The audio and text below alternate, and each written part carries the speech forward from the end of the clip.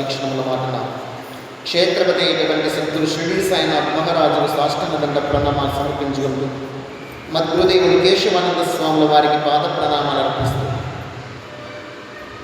శ్రీ మహాభారత కావ్యానికి రచనకర్తలైనటువంటి వేదవ్యాస భగవానునికి, విఘ్నేశ్వర స్వామికి, భీష్మ పితామహునికి, సంజయునికి, విదురునికి, పాండవులకి ప్రదక్షిణ నమస్కారాలు ఆచరిస్తూ ప్రణవాత్మ పరమాత్మ స్వరూపులని మీకందరికీ శిరస్సు వంచి నమస్కరిస్తూ మనము శ్రీ మహాభారతంలో శాంతి పర్వంలో ముందుకు వెళ్తుంది. ధర్మరాజుకు ఉన్నటువంటి సందేహాలను నివృత్తి చేస్తున్నాడు భీష్మ పితామహుడు. జ్ఞానయోగం గురించి వర్ణించమని చెప్పడం జరుగుతుంది. జ్ఞానయోగము గురించి ధర్మరాజుకు భీష్మ పితామహుడు చెప్తున్నాడు. ఏమని? జ్ఞానం అంటేనే ఆత్మజ్ఞానం అని లెక్క. ఆత్మజ్ఞానము తెలిసినటువంటిది నిజమైన జ్ఞానం. విద్యలలో పరమ విద్య ఆత్మజ్ఞాన విద్య, అది ఏ బ్రహ్మ విద్య. ఆత్మ అనేది ఎక్కడ ఉంది? అందరిలోనూ ఒకే ఆత్మ ఉన్నదా, లేదా మనిషికి ఒకటి ఆత్మ ఉన్నదా? ఒక్కొక్కరికి ఒక్కొక్క ఆత్మ ఉందా? అందరికీ కలిసి ఒకే ఆత్మ ఉందా? Very good. ఇంకెవరు చెప్తారు? ఒక్కొక్కరికి ఒక ఆత్మ ఉంది కదా. అంతటా ఒకే ఆత్మ వ్యాపించి ఉంది సార్. అందరిలోనూ ఒకే ఆత్మ ఉన్నదా, ఒక్కరికి ఒక్కొక్క ఆత్మ ఉన్నదా అనేది ప్రశ్న. Very good. ఇంకెవరు చెప్తారు?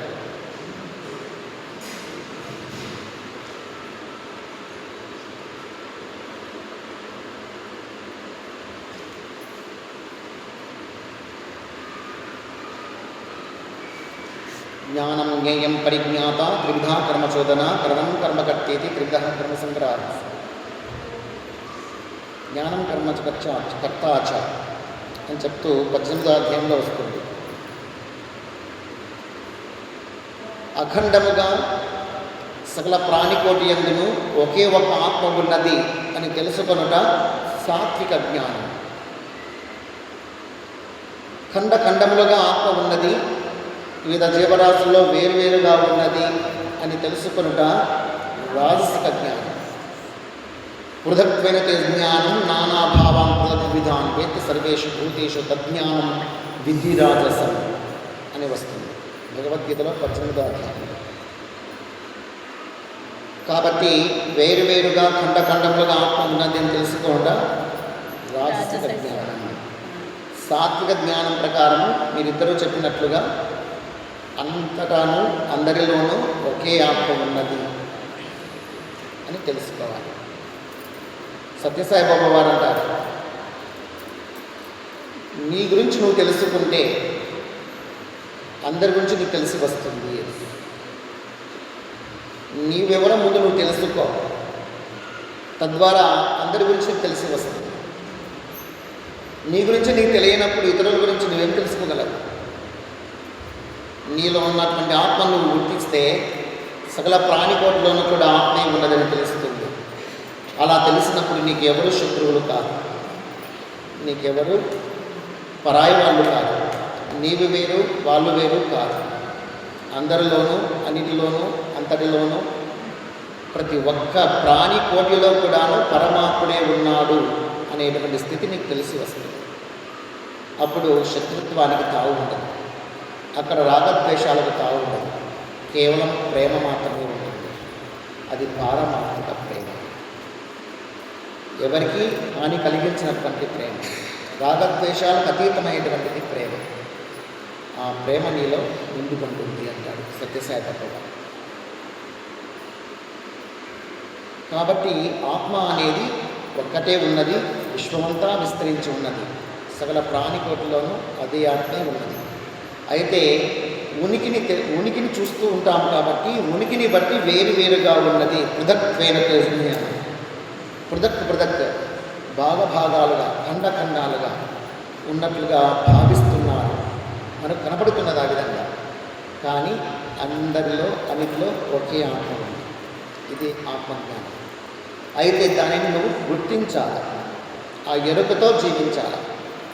నేను పరమాత్మ స్వరూపము, నేను కూడా పరమాత్మ యొక్క అంశను, నాలో ఉన్నది, అందరిలోనూ ఉన్నది, అన్నిటిలోనూ ఉన్నది, ఆ పరమాత్మలోనూ ఉన్నది ఒకటే అనే ఏకత్వ భావానికి రావాలి. అలా వచ్చినప్పుడు సర్వం బ్రహ్మమయం, అంతారామమయం, జగమంతారామమయం అని శ్రీరామదాసు కనిపించినట్లు అన్నమాచార్యుల వారు కూడాను బ్రహ్మమొక్కటే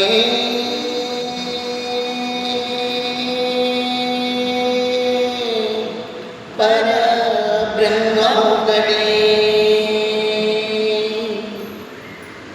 తందనానాగి తందనానాపురే తందనాన బల తందనాన బల తందనాన బల తందనాన బ్రహ్మమొక్కటే పరబ్రహ్మమొక్కటే పరబ్రహ్మమొక్కటే పరబ్రహ్మమొక్కటే తందనానాగి తందనానాపురే తందనాన బల తందనాన బల తందనాన బల తందనాన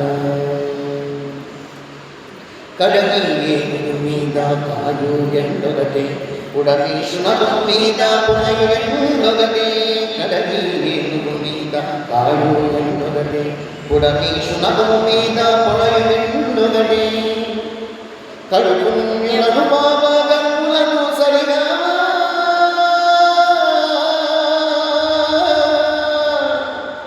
కడుపులను పాపగములను సరిగా శ్రీ వెంకటేశ్వరు నామముగడే వెంకటేశ్వరు నామముగడే వెంకటేశ్వరు నామముగడే తందనానాగి తందనానాపురే తందనాన బల తందనాన బల తందనాన బల తందనాన. ఏనుగు మీద కురిసేటువంటి ఎండ ఒకటే, కుక్క మీద పడేటువంటి ఎండ ఒకటి. అదేవిధంగానే పరబ్రహ్మము కూడా సకల ప్రాణికోటిని కాపాడేటువంటి వాడు ఆ పరమాత్ముడు ఒక్కడే అని చెబుతూ బ్రహ్మమొక్కటే పరబ్రహ్మమొక్కటే అని అన్నమాచార్యుల వారు కూడా ఉపదేశిస్తున్నారు జ్ఞానం. ఈ విధంగా సర్వాంతర్యామి సర్వత్రా ఉన్నాడని తెలుసుకొని ఆ సర్వాంతర్యామిలోనే మనం ఉన్నామా, లేకపోతే మనలో సర్వాంతర్యామి ఉన్నాడా?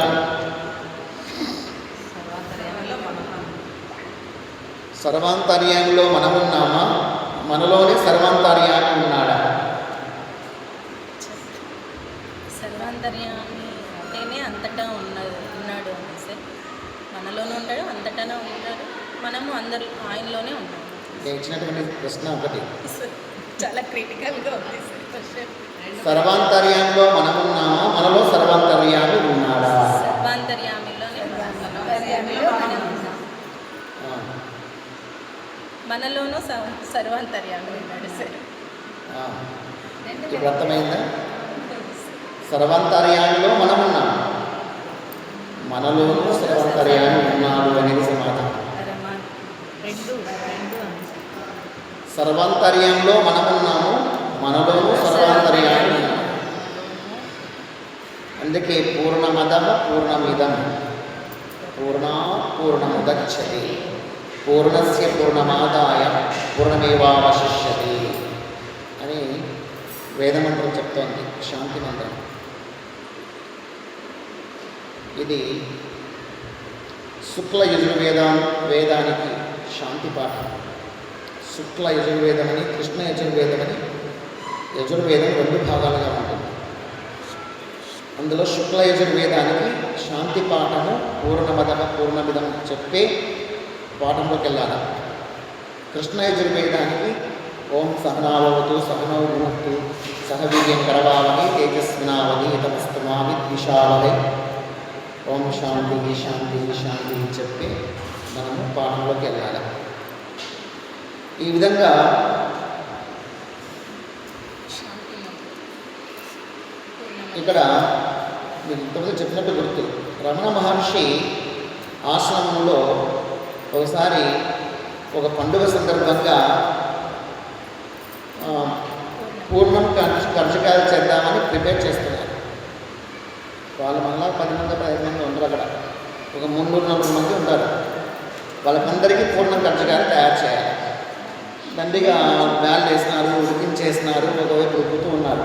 ఇప్పుడైతే మిషన్లు ఉన్నాయి, అప్పుడు ఏంటి రుబ్బేది కదా, రుబ్బినన్ను తెచ్చి ఒక చోట పెద్దగా పరిచి ఒక వస్త్రాన్ని ఆ వస్త్రంలోకి అంతా వేస్తున్నారు.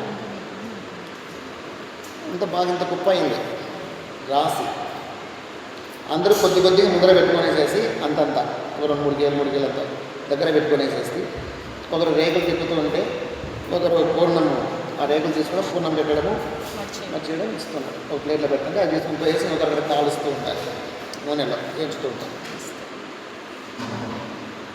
అప్పుడు రమణ మహర్షి గారు వచ్చారు. వచ్చేసి తాను వస్తేనే అందరూ రండి స్వామి అని చెప్పేసి కూర్చోబెట్టుకుంటారు చుట్టూ. ఎందుకంటే చుట్టూ ఆయన ఉన్నాడంటే ఒక ఆనందం.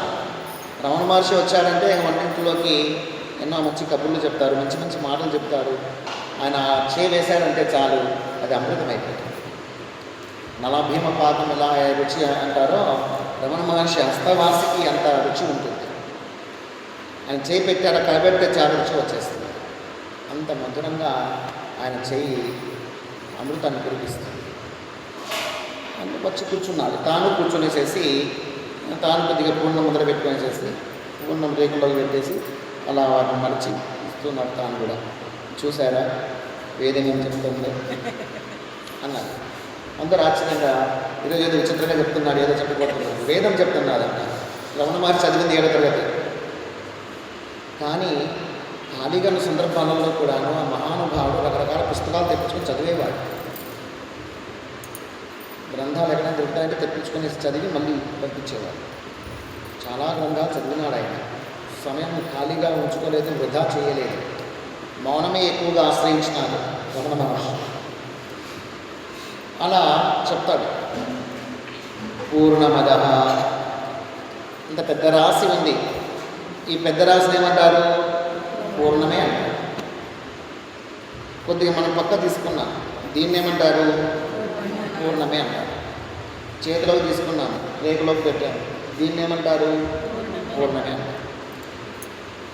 పూర్ణమద పూర్ణమిదం పూర్ణాత్ పూర్ణముదచ్యతే. ఈ పూర్ణంలోంచి ఈ పూర్ణం తీసినా ఇది పూర్ణమే, ఈ పూర్ణంలోంచి ఇది తీసినా ఇది పూర్ణమే. పూర్ణం ఇది తీసుకొచ్చి మళ్ళీ దీనిలో కలిపినా అది పూర్ణమే అవుతుంది. ఇదంతా తీసుకుంటే మళ్ళీ పెద్ద రాశిలో కలిపినా అది పూర్ణమే అవుతుంది.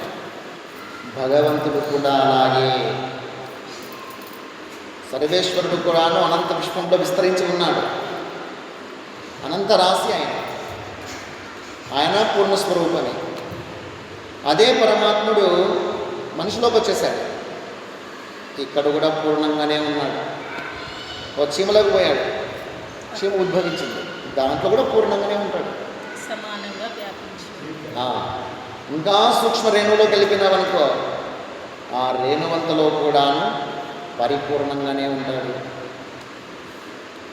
ఆయననే సూక్ష్మాతి సూక్ష్మంలో ఉన్న పరిపూర్ణంగానే ఉంటాడు భగవంతుడు. అయ్యో ఇంత చిన్న రేణువులు అంత పెద్ద దేవుడు ఎప్పుడు ఉంటాడు అనుకోకూడదు. సర్వాంతర్యాన్ని సర్వత్రా నిబిడీకృతముగా ఉన్నాడు.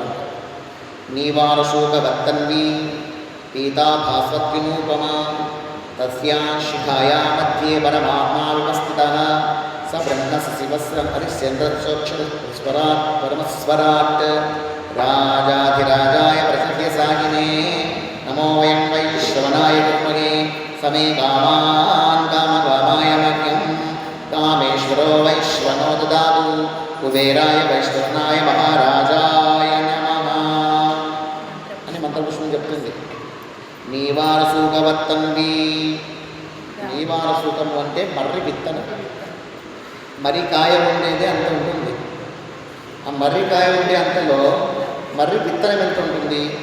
ఇంకా సన్నగా ఆవ గింజ కాదు, గసాల గింజ అంత సైజు వస్తుంది. కొద్దిగా పెద్దగా ఉండొచ్చు, లేదా ఆవ గింజ అనుకున్నాం అనుకుంటుంది. దాని యొక్క మొన ఉంటుంది చూడండి, శనగిత్తనాలకు రెండు బొక్కులు తీస్తే మధ్యలో మోసు ఉంటుంది, మొలకెత్తే భాగం. అలాంటి దాన్ని ఏమంటారంటే అంకురం అంటారు. అంకురం వచ్చే ప్లేస్ అది. అలాంటిది ప్రతి గింజకు కూడా ఉంటుంది. ఈ మర్రి విత్తనానికి కూడా మొన ఉంటుంది, కోసు. ఆ కొన అగ్రభాగం అది ఉండేది చిన్నగా ఉంటుంది. దాన్ని మొదలు కొడితే డొల్లే పప్పు కూడా కనపడుతుంది. అటువంటి మొలకెత్తే కొన ఉంటుంది చూడండి, ఆ అగ్రభాగము ఇంకా సూక్ష్మంగా ఉంటుంది, రేణువంత ఉంటుంది.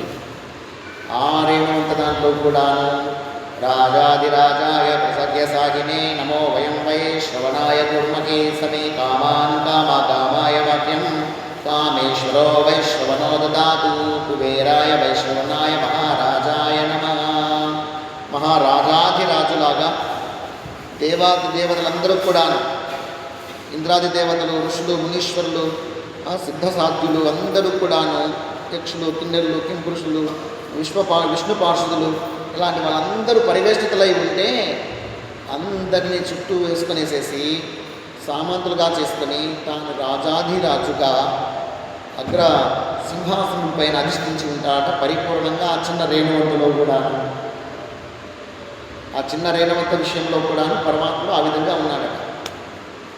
దాన్ని మంత్రపుష్పం చెప్తాను.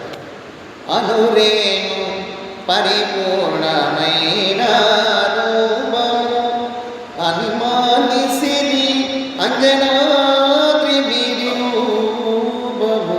అనురేణు పరిపూర్ణమైన రూపము అన్నమాచారుడు అంటాడు. అను రేణువులో కూడా పరిపూర్ణంగా పరమాత్ముడు ఉన్నాడు.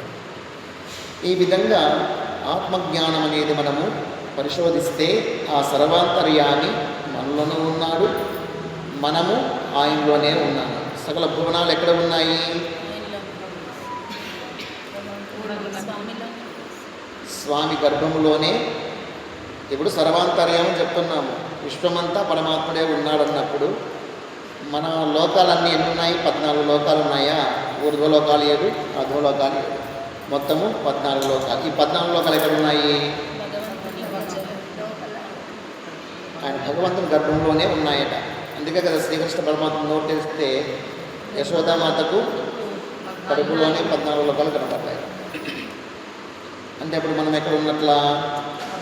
ఆ భగవంతుని కడుపులోనే ఉన్నట్ల. ఆయన గర్భంలోనే భూలోకం కూడా ఉంది. భూలోకంలోనే మనం ఉన్నాము. మనము తినేది, త్రాగేది, కక్కేది, ఉమ్మేసేది, తుమ్మేది, తగ్గేది, మలమూత్ర విసర్జనలు, పడుకొని దొరలాడేది, ఇవన్నీ ఎక్కడ జరుగుతున్నాయి? ఆ కడుపులోనే, ఆ భగవంతుని కడుపులోనే జరుగుతున్నాయి. నువ్వు ఎవరి మీద ఉమ్మేస్తున్నావు అంటే ఆయన కడుపులోనే ఉమ్మేస్తున్నావు. కాదంటారా? ఆలోచన చేస్తే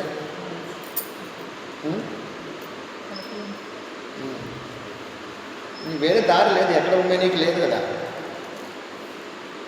నామదేవుల వారికి శివాలయంలో ఎవరు కనపడ్డారు?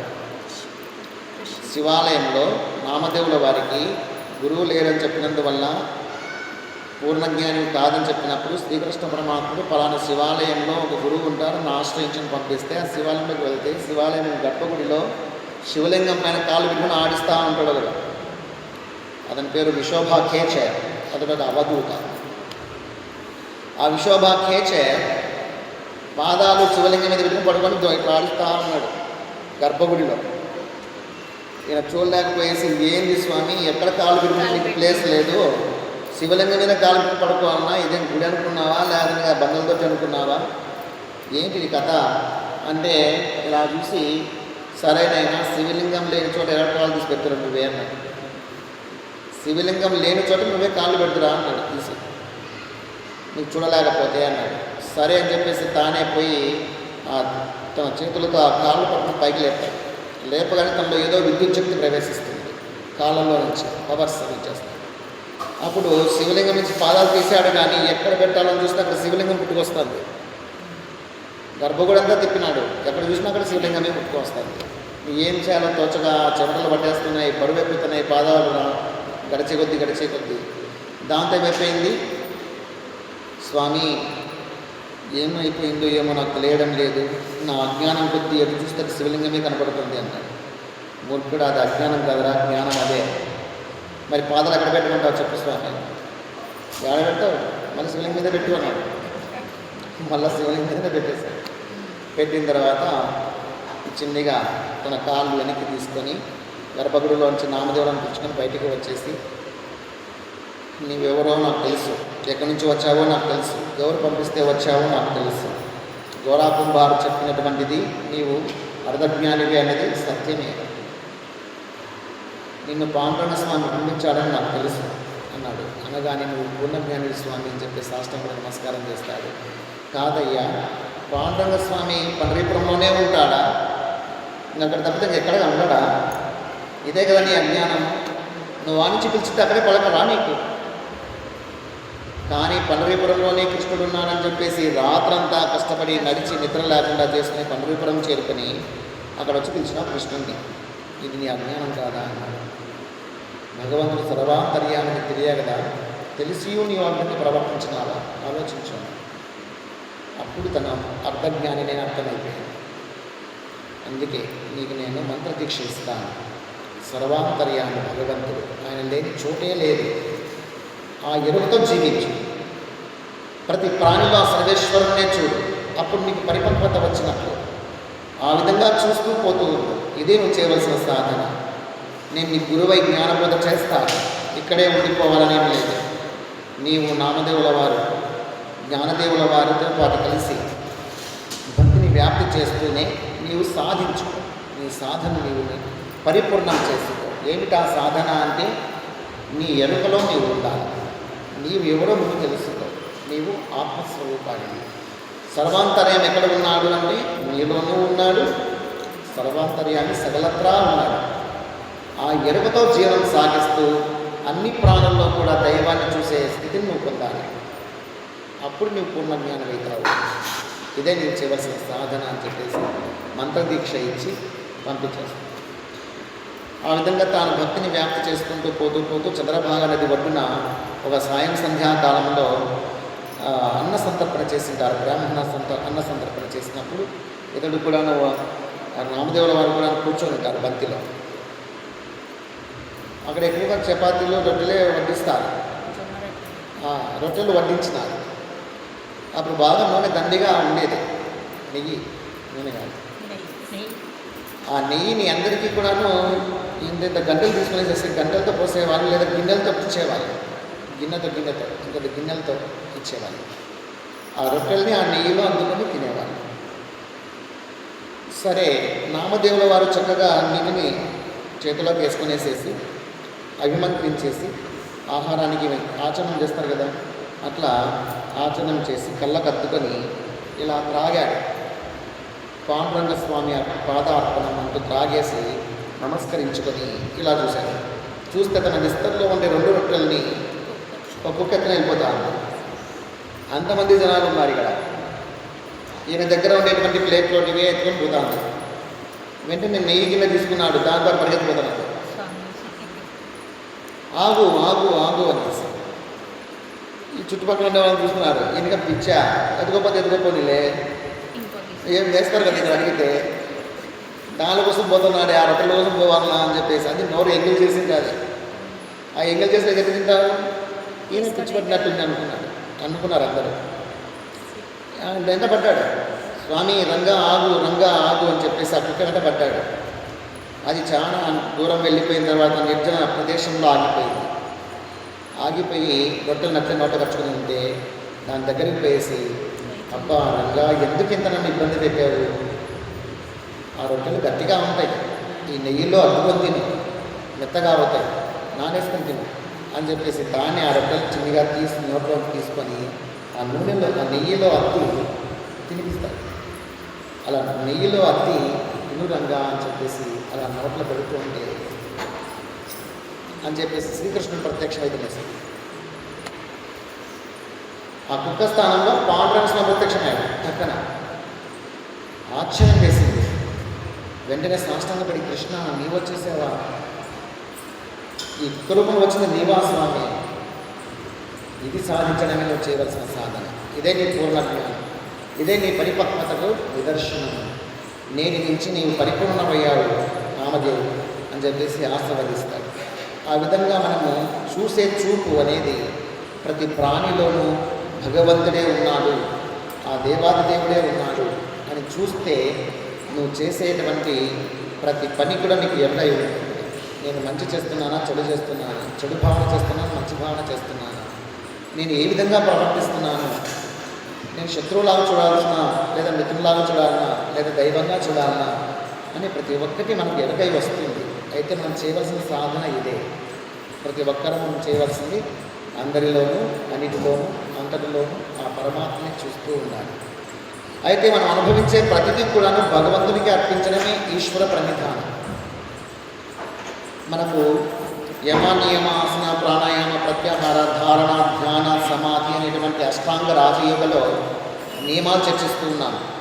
నియమాలలో భాగంగా శౌచము, సంతోషము, తపస్సు, స్వాధ్యాయము పూర్తి చేసుకున్నాం. 5వ ధర్మమైనటువంటిది ఈశ్వర ప్రణిధానం. ఈ 5 ధర్మాలు వ్యక్తిగత ధర్మాలు. ప్రతి ఒక్కరూ వ్యక్తిగతంగా ఆచరించవలసినటువంటి, తమల్ని తాము ఉద్ధరించుకోవడానికి చేసేటువంటి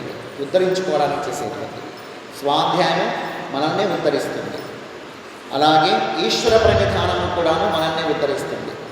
ఈశ్వర ప్రణిధానము అంటే నీవు చేసేటువంటి ప్రతి పనిని కూడాను యత్కరోషి యదశ్నాసి యజ్జుహోసి దదాసి యత్తపస్యసి కౌంతేయ తత్కృష్ణమదర్పణం.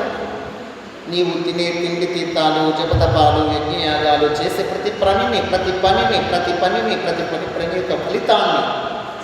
పని యొక్క ఫలితాన్ని నాకే అర్పించుకో.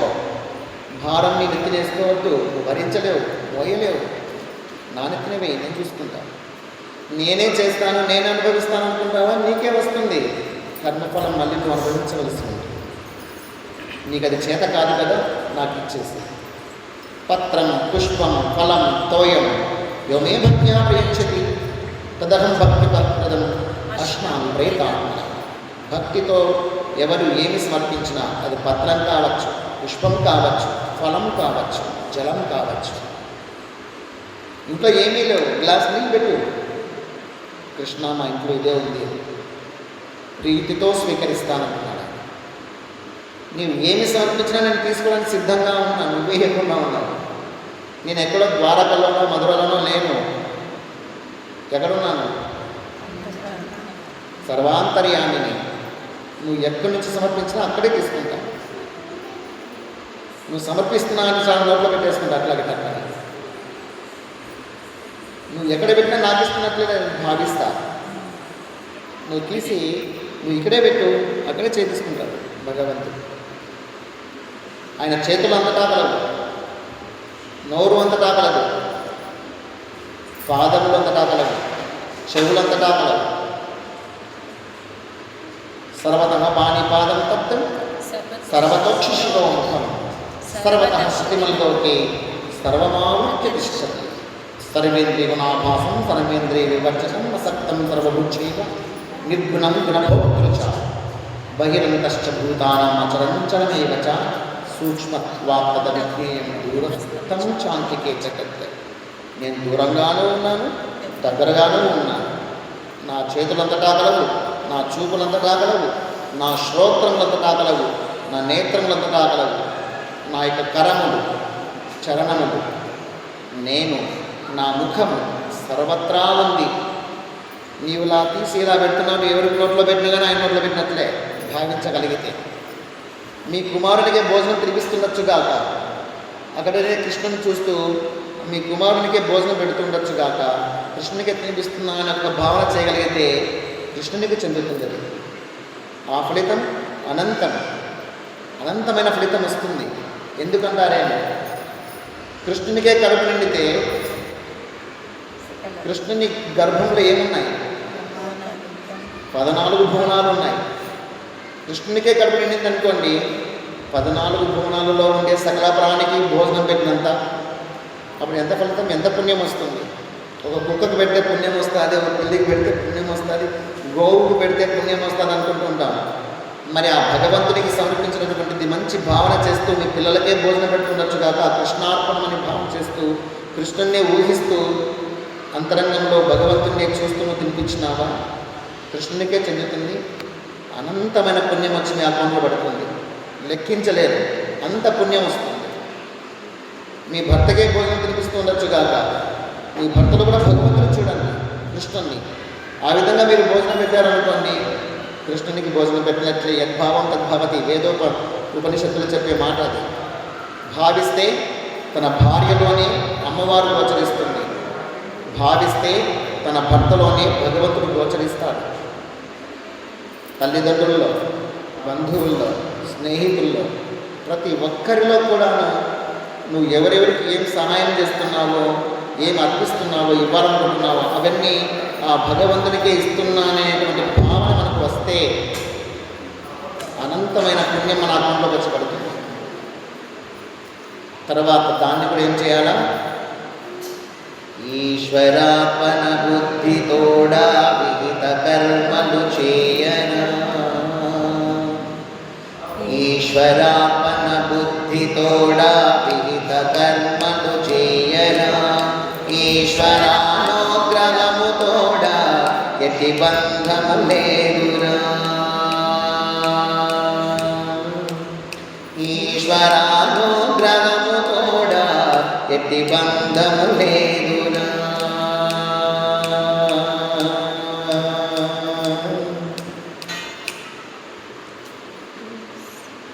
ఈశ్వరార్పణ చేసి నీవు సేవింపుము జలముల, ఈశ్వరార్పణ చేసి నీవు స్వీకరించుము భోజనముల, ఈశ్వరార్పణ చేసి నీవు స్వీకరింపుము జలముల, ఈశ్వరార్పణ చేసి నీవు స్వీకరించుము భోజనముల. భగవదార్పిత జలములు భవరోగ నిరాహరములు,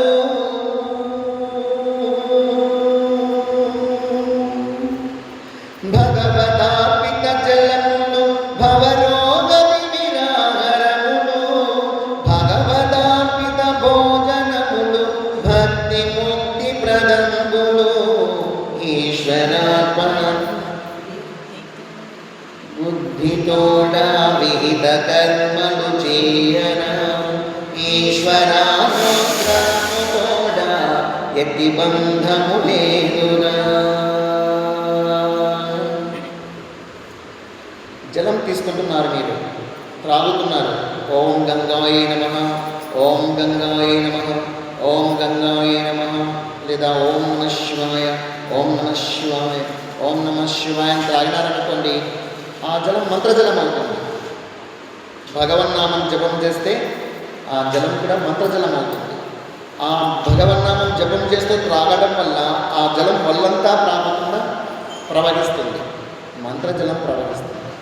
మీరు దారిలో వెళ్తుంటారు నడుచుకుంటూ, దిష్టి తీసో దిగదీసో చేతబడులు చేసో నిమ్మకాయలో పసుపు నీళ్ళలో కుంకుమ నీళ్ళలో అన్నమో రాళ్ళలో ఏవో మంత్రించేసి పడేసిపోయింటారు, గుమ్మడికాయలో అలాంటివి పోయి తొక్కుతారు, ఎఫెక్ట్ పడుతుంది. ఈ మధ్యకాలంలో మదనపల్లి దగ్గర ప్రొఫెసర్లు ఇద్దరు భార్యాభర్తలు, ఇంటర్మీడియట్ డిగ్రీ చదివే పిల్లలు, ఇద్దరు ఆడపిల్లలు, ఇద్దరు ప్రొఫెసర్సే యూనివర్సిటీలో. వాళ్ళిద్దరు పిల్లలు ఏదో బజారు పోయారు, వస్తూ ఉండి ఆ నిమ్మకాయలు ఏవో తొక్కొచ్చినారంట. వాళ్ళిద్దరు దయపట్టంలా ప్రవర్తిస్తున్నారంట. దానికి ఏమేమి చేసింది, సెల్ ఓపెన్ చేసింది, అడిగింది. అది మొబైల్గా అడిగితే కొన్ని తాంత్రిక విద్యలు వచ్చినాయి. ఏమేమి దాన్ని చూసుకునేసి గూగుల్లో ఆ తాంత్రిక విద్యలన్నీ, తాంత్రిక పూజలన్నీ వేసింది. ముగ్గులన్నీ వేసి నిమ్మకాయలన్నీ వెప్పి కోసి తెంగలు కొట్టి అయ్యో చేసేసి డంబెలు తీసుకొని ఇద్దరు ఆడపిల్లల తల టపా టపా కొట్టారు. ఈమె దయ్యం వచ్చింది, ఇద్దరు చచ్చుకున్నారు. ఇద్దరు కూతుర్లను తల్లే చంపేసింది. అంటే దయ్యాల కొట్టిన కాన్ఫిల్ అయిపోయింది, తలకాలు వెళ్ళిపోయినాయి. అక్కడ డంబెల్ అంటే తెలుసు కదా, ఇలా మోసేది. ఇద్దరు కూతుర్లను తాను చంపేసింది. ఏమైపోయా జీవితాలు నాశనమయ్యాయి. అట్లా ఏం జరుగుతుందో ఎప్పుడో తెలియదు మనకు. అందువల్ల దేహమే మంత్రభూతం అయిపోతే భగవన్నామం ఒకటి చాలు. ఓం నమ శివాయ, ఓం నమో నారాయణాయ, ఓం సాయి శ్రీ సాయి జయ జయ సాయి, ఓం నమో భగవతే వాసుదేవాయ, ఓం శ్రీమాత్రే నమః. ఏదో ఒక మంత్రం, దైవిక మంత్రాలను మనం జపం చేస్తూ ఉన్నామంటే తినేటప్పుడు కావచ్చు, త్రాగేటప్పుడు కావచ్చు, అవన్నీ దేహంలోనికి ప్రవేశించినప్పుడు దేహాన్ని మంత్రభూతం చేసేస్తుంది. అలా మీరు త్రాగేటప్పుడు, తినేటప్పుడు, నడుచుకుని పోయేటప్పుడు కూడా ఓం నమ శివాయ, ఓం నమ శివాయ, ఓం నమ శివాయ, ఓం నమ శివాయ అడుగులు వేస్తూ పోతుండేది అలవాటు అయితే ఆ భగవన్నామ శక్తి ప్రభావం చేత ఏదైనా దారులకు దిష్టి వేసినట్టు ఏమైనా ఉన్నా మీకంటే ముందే పాజిటివ్ వైబ్రేషన్స్ ముందే వెళ్ళి వాటిని తరిమేస్తాయి, అబాలిష్ చేసేస్తాయి. మీరు తొక్కినా ఏం కాదు. అందుకే ఏ పని చేస్తున్నా భగవన్నామం జపం చేయాలి. భగవన్నామం అనేది మనల్ని మాంసమయ శరీరాన్ని మంత్రపూతం చేస్తుంది. భగవన్నామం అనేది భగవంతుడికి దగ్గరగా చేస్తుంది. భగవన్నామం అనేది ప్రాపంచిక శరీరాన్ని పారమార్థిక శరీరంగా మార్చివేస్తుంది. పరమాత్మను దర్శించాలంటే ఈ భౌతిక నేత్రాలు చూడలేవు, ఇవి పారమార్థిక నేత్రాలుగా మారాలి. భగవంతుని స్పర్శించాలంటే ఈ చేతులు భౌతిక చేతులు, ఇవి పారమార్థిక చేతులుగా మారాలి. భగవద్ధ్వని వినపడాలి అంటే ఈ చెవులు వినలేవు, భౌతిక చెవులు ఇవి. భౌతిక శబ్దాలనే వినగలవు. పారమార్థిక శబ్దాలు, భగవత్ స్వరం, భగవద్ధ్వని నీకు వినిపించాలి అంటే భగవన్నామం చేత, భగవత్ సంబంధమైనటువంటి కీర్తనల చేత, భగవద్ ధ్యానము చేత, భగవత్ సంబంధమైన భజనల చేత, భగవత్ సంబంధమైనటువంటి సత్సంగాల చేత, సద్గురువుల అనుగ్రహం చేత ఈ చెవులను, శ్రోత్రములను పునీతం చేసుకోవాలి. ఈ నేత్రములను పునీతం చేసుకోవాలి. ఈ వాక్కును పవిత్రం చేసుకోవాలి. తినే తిండి కూడాను భగవంతునికి అర్పించే తింటేనే నాలుక పవిత్రమవుతుంది. తినేది కావచ్చు, త్రాగేది కావచ్చు, భగవంతునికి అర్పించాలి. ఇంతకుముందు చెప్పాను కదా, ఈశ్వరార్పణ బుద్ధితోడ స్వీకరింపు భోజనముల. భగవంతునికి అర్పిస్తే అది ప్రసాదం అవుతుంది. నేరుగా తింటే ఆహారం అవుతుంది. నేరుగా వంట చేసుకుని తిన్నారనుకోండి అది ఆహారం. అదే భగవంతుని దగ్గర పెట్టి తిన్నారనుకోండి ప్రసాదం అవుతుంది. మనం చేయవలసింది అదే. భుంజతేతే కుహం పాప ఏ పచం ఆత్మకారణ. ఎవరెవరు ఏమేమి చేసుకుని తింటున్నారో వాళ్ళ కోసమే వండుకొని తింటున్నారా, వాళ్ళు పాపాన్ని తింటున్నారంటాడు కృష్ణ పరమాత్ముడు భగవద్గీతలో 3వ అధ్యాయంలో. అదే భగవంతుని దగ్గర పెట్టి తిన్నారనుకోండి యజ్ఞశిష్టామృతం భుజం యాంత్రికం సనాతనం, యజ్ఞశేషం అవుతుంది. అది రోజు అన్నం దించుతానే దేవుని దగ్గర పెట్టామా యజ్ఞం చేస్తున్నట్ల, భగవంతుడి దగ్గర పెట్టినావా అది నివేదన అయిపోతుంది, ఒక యజ్ఞం చేస్తున్నట్ల. రోజు నువ్వు అన్నం దేవుని దగ్గర పెడుతున్నావు ఒక యజ్ఞం చేస్తున్నట్ల. వంట దించుతానే 3 పనులు చేయాలి. ప్రతి ఒక్కరు చేస్తున్నారు. ఎవరన్నా ఒకరు చేస్తున్నారు, 2, 3, 4 చేస్తున్నారు. 3 పనులు వంట చేస్తానే, వంట దించుతానే. 1 ఏ వంటన్నా చేయి, కాస్తంత ప్లేట్లో పెట్టుకొని ఒక గ్లాస్ నీళ్ళు తీసుకొని అన్నమాచార, కారం సంఘటన, ఆ తల్లి ఆ భగవంతుడు మనకి ఏమి ఇచ్చింటాడో అదే అర్పిస్తామంతే. స్వామి మాకు కుండలో ఇది కలిగింది, మీరు ఇచ్చినటువంటిది, మొదట మీకు, తర్వాత మాకు. మీ యొక్క దాసులం మేము, మీరు యజమాని, మేము మీ బంట్లం, నీవు దేవుడవు, నేను భక్తుడను, నీవు రాజు, నేను భృక్షుడను, నీవు గురువు, నేను శిష్యుడను అని చెప్పేసి భక్తిభావంతో ఒక గ్లాస్ నీళ్ళు కూడా పెట్టాలి. దేవుని దగ్గర పెట్టి వేడివేడిగా సమర్పించి స్వామి అని చెప్పేసి నమస్కారం చేసుకొని మాకు మా కుటుంబ సభ్యులందరికీ మంచి ఆరోగ్యం ఇవ్వాలి, తినడానికి లోటు లేకుండా చూడు అని చెప్పేసి నమస్కరించుకొని మంచి బుద్ధి నీవు అని 2 మాటలు చెప్పేసి వస్తే అది ప్రతి ఒక్కరూ చేయడానికి ఎంత టైం పడుతుంది? నువ్వేం అడగద్దులే. ఒకవేళ స్వామి ఇదిగో నీ చిన్న తీసుకోప్ప అని నమస్కారం చేసుకొని రా, మళ్ళీ కాసేపు తర్వాత నువ్వే తెచ్చుకొని తిను, చల్లబడే వరకు వచ్చు. భగవంతుడు సూక్ష్మ రూపంలో ఉంటాడు. భగవంతుడు సూక్ష్మ రూపంలో ఉంటాడు కాబట్టి సూక్ష్మ రూపంలో ఉండేటువంటి ఆహారాన్ని మాత్రమే స్వీకరిస్తారు వాళ్ళు. స్థూల రూపంలో స్థూల రూపంలో మన కంటికి కనబడుతూ ఉంటుంది ఆహారం. సూక్ష్మ రూపంలో అంటే ఏది? ఆవిరి దాని నుంచి వచ్చేటువంటి హవిస్సులే ఆవిరులు. పొగలు వస్తుంటాయి, వేడివేడిగా వడ్డించినప్పుడు పొగలు వస్తాయి కదా, అవే హవిస్సులు. సూక్ష్మ శరీరం అంటారు దాన్ని. మనకు ఎట్లయితే స్థూల శరీరము, సూక్ష్మ శరీరము, కారణ శరీరం ఉంటుందో ప్రతి పదార్థానికి 3 శరీరాలు ఉంటాయి. వేడివేడిగా వడ్డించినటువంటి ఆహార పదార్థంలో కూడాను స్థూల శరీరం మన కంటికి కనబడుతూ ఉంటుంది. సూక్ష్మ శరీరం అనేది హవిస్సు రూపంలో పరిమళాల రూపంలో వస్తూ ఉంటుంది పైకి. భగవంతుడు సూక్ష్మ రూపం నుండి ఆగ్రానిస్తాడు. ఆ హవిస్సులను, ఆ వాయువులను, ఆ పొగలను, ఆ పరిమళాలను భగవంతుడు గ్రహిస్తాడు. కాబట్టి కాస్త వేడివేడిగానే వడ్డించాలి. అందుకే భగవంతుడు వడ్డిస్తే వేడివేడిగా వడ్డించాలి. కొద్దిసేపటి తర్వాత మళ్ళీ తెచ్చుకొని దాన్ని మిగతా వాటిలో కలుపుకొనేసేసి అందరూ ప్రసాదంగా తినవచ్చు, దోషమేం కాదు. ఆ విధంగా భగవంతునికి అర్పిస్తే అది ప్రసాదం అవుతుంది.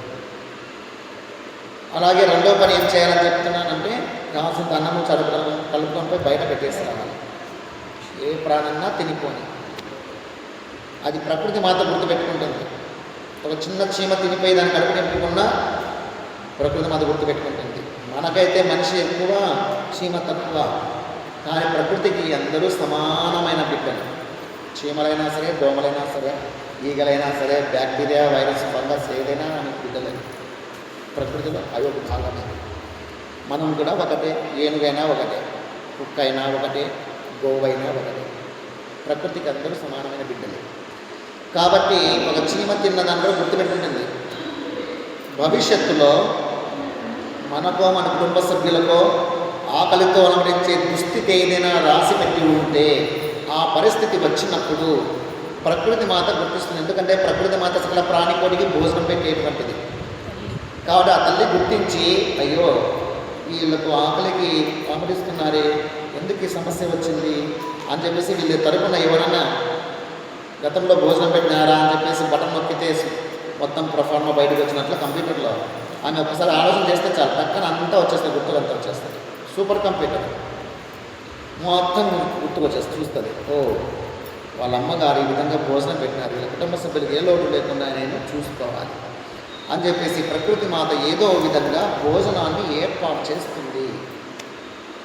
మీకు కానీ మీ కుటుంబ సభ్యులకు కానీ ఆకలి కేకలతో అలమరించే దుస్థితి రాని ఆ పరిస్థితి కోసమైనా మనము భోజనం పెట్టాలి. ఏదో ఒక ప్రాణి తినిపోండి. ప్రకృతికి అర్పించినట్ల, ప్రకృతి మాతకే అర్పించినట్ల అనుకోండి. రెండవ ధర్మం అది, వంట దించుతానే. మీకు ఏ రోగాలు రాకూడదు అనుకుంటే ఈ రెండు చేయాలి. మూడోది వచ్చేసేసి, ఇంట్లో ముసలి వాళ్ళు ఉంటే, వృద్ధులు ఉంటే ముందు వాళ్ళకి భోజనం పెట్టాలి. అమ్మా నాన్నలు కానీ, అత్తామామలు కానీ, అవ్వాతాతలు కానీ ఉంటే ముందు వాళ్ళకి భోజనం పెట్టాలి. వాళ్ళకి పెట్టిన తర్వాత మనకు మన పిల్లలందరూ కూర్చొని భోజనం చేస్తే అది ప్రసాదం, ప్యూర్ పవిత్రమైన ప్రసాదం. అది గృహస్థ ధర్మం కూడా. ఈ 3 ధర్మాలు ఆచరించాలి. ఎందుకు ఆచరించాలి అంటే, ఎవరు ఎంత నిజాయితీగా నీతిగా డబ్బు సంపాదిస్తున్నా దాంట్లో దోషం ఉంటుంది. ఆ దోషముతో కూడినటువంటి డబ్బుతో తెచ్చినటువంటి వస్తువులతో చేసినటువంటి వంటను నేరుగా తిన్నారు అంటే ఆ దోషమంతా మీలోనికి ప్రవేశిస్తుంది. అది దీర్ఘకాలికంలో ఏమవుతుందంటే పెద్ద పెద్ద రోగాలకు దారితీస్తుంది. బీపీలు కావచ్చు, షుగర్లు కావచ్చు, ఇలాంటివి, ఆస్తమాలు కావచ్చు, కీళ్ళ నొప్పులు కావచ్చు, నడుము నొప్పులు కావచ్చు, క్యాన్సర్లు కావచ్చు, ఇలాంటివి ఏవైనా కావచ్చు.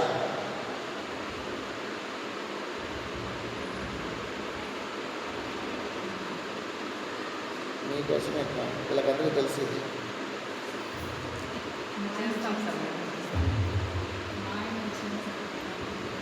ఉంటే మనకి 5 నిమిషాలు ఉందని చెప్పాలి.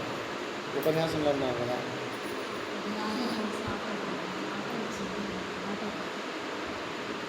సరే, ముఖ్యమైన తెలుసుకొని పోతే నువ్వు ఏమైనా చేసుకోవచ్చు. మళ్ళా ఎందుకు ఈ 3 ధర్మాలు పాటించాలి అంటే, మనము ఎంత నీతిగా నిజాయితీగా డబ్బు సంపాదిస్తున్నా దాంట్లో దోషం ఉంటుంది.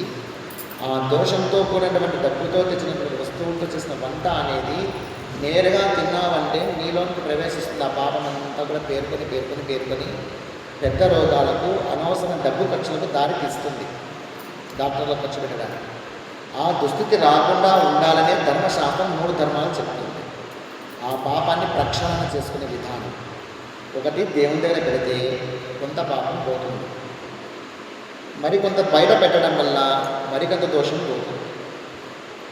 ఇకపోతే ఇంట్లో ఉండే పెద్దలకు భోజనం పెట్టగలిగితే మొదట వాళ్ళ ఆశీర్వాదం వల్ల మిగతా దోషం అంతా పటాపంచలేదు. మిగిలింది పరమ పవిత్రమైనటువంటి ప్రసాదం. అది తినడం వల్ల మీకు ఏ దోషాలు ఏ రోగాలు రావు. ఇది ధర్మశాస్త్రం సూచించినటువంటి విధానం. అందరూ ఆచరించాలి. మీరు 10 మందికి చెప్పి ఆచరింప చేయాలి. శ్రేయోభిలాషులందరికీ చెప్పాలి. ఈ ధర్మం వల్ల భగవదార్పితం చేస్తున్నట్లు లెక్క ఆహారాన్ని. అలాగే ప్రతి పనిని కూడా భగవదార్పితం చేయాలి. ఈశ్వర చేసిన ప్రతి సేవన శివుని కర్పణ చేయరా, చేసిన ప్రతిదాన ధర్మము సాయి కర్పణ చేయరా, చేసిన ప్రతి సేవ ఫలము శివుని కర్పణ చేయరా. నీవు చేసే దాన ధర్మాలన్నీ కూడాను సాయి కర్పణ చేయరా అంటున్నాను. ఇష్టం శివుడా రాముడా కృష్ణార్పణమస్తు దానం చేయాలి. శివార్పణం అంటూ దానం చేయాలి. భగవదార్పణం అంటూ దానం చేస్తే నీకు అది సంబంధం లేకుండా పోతుంది. భగవంతుడు అర్పించబడుతుంది. వాడు ఏం చేసుకుంటాడు నీకు సంబంధం లేదు. శివునికి అర్పించినావు, శివునికే చెందుతుంది. అలాగే నువ్వు చేసిన ప్రతి సేవా ఫలమును కూడా భగవంతునికి అర్పించమంటున్నాడు. భగవదార్పిత ధనములు పండించు శిరులారాసులు. నువ్వు దాన ధర్మం చేస్తున్నావంటే నీకు ఇంట్లో కురుస్తుంటాయి డబ్బులు.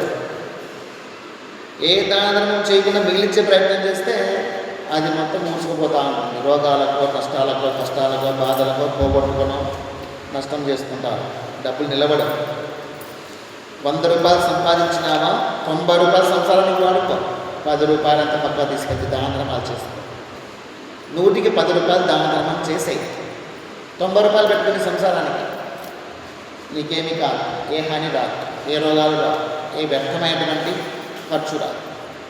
ఆ 10 రూపాయలు కూడా మిగిలిపెట్టేస్తే 100 రూపాయలు తగలబడుతుంది, ఖర్చు అయిపోతుంది. ఆ 10 రూపాయలు లాక్కపోతుంది.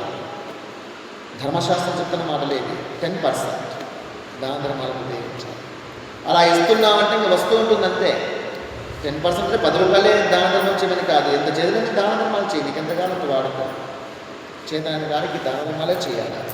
మనం పుట్టినప్పటి నుంచి చచ్చే వరకు మనం సంపాదించవలసింది ధనం కాదు, పుణ్యం. పుణ్యాన్ని సంపాదించాలి. పుట్టినప్పటి నుంచి చనిపోయే వరకు ఎంత వీలైతే అంత పుణ్యాన్ని సంపాదిస్తూ ఉన్నామంటే ఆ పుణ్యమే అవసరానికి ధనంగా మారుతుంది. ఆ పుణ్యమే అవసరానికి ఆరోగ్యంగా మారుతుంది. ఆ పుణ్యమే సహాయంగా మారుతుంది. పుణ్యాత్మలకి అన్ని సదుపాయాలు ఏర్పడతాయి. అన్ని సదుపాయాలు ఉంటాయి. కావాల్సిన సదుపాయాలు లభిస్తాయి పుణ్యం ఉంటే. కాబట్టి పుణ్యరాశిని పెంచడానికి ప్రయత్నం చేయాలి. భగవదార్పిత సేవలు వెలిగించు బ్రతుకున్న జ్యోతులు. ఎప్పుడైతే నువ్వు చేసే ప్రతి సేవను భగవంతునికి అర్పిస్తూ వస్తే నీ యొక్క జీవితంలో, నీ సంసారంలో ఆనంద జ్యోతులు వెలిగిస్తారు భగవంతుడు. అందువల్ల ప్రతి ఒక్కరూ కూడా ప్రతిదీ కూడా భగవంతునికే అర్పిస్తూ సేవలు చేస్తూ పోతున్నారు, పనులు చేస్తూ పోతున్నారు అని తెలియజేస్తూ ఈ 4 మాటలను నన్నోట పలికించినటువంటి ఆ దేవాది దేవుడు శ్రీకృష్ణ పరమాత్మ చరణార విందములకు పుష్పాలుగా సమర్పిస్తూ మనకందరికీ త్రికరణ శుద్ధిని, త్రిగుణాతీత స్థితిని, స్థితప్రజ్ఞతను, విశాలమైన హృదయాన్ని, ప్రశాంతమైన జీవితాన్ని, లోక కళ్యాణకారక బుద్ధిని, ఆంతరంగిక భక్తులకు ఉండవలసినటువంటి అన్ని అర్హతలను ఆ సర్వేశ్వరుడు మనకందరికీ అనుగ్రహించి తుది శ్వాస వరకు భక్తి జ్ఞాన వైరాగ్యాలను అనుగ్రహించి చల్లగా కాపాడాలని మనసా వాచా కర్మణ ప్రార్థిస్తూ ఇంతటితో ముక్తాయం చేస్తాను. హరి ఓం తత్సత్.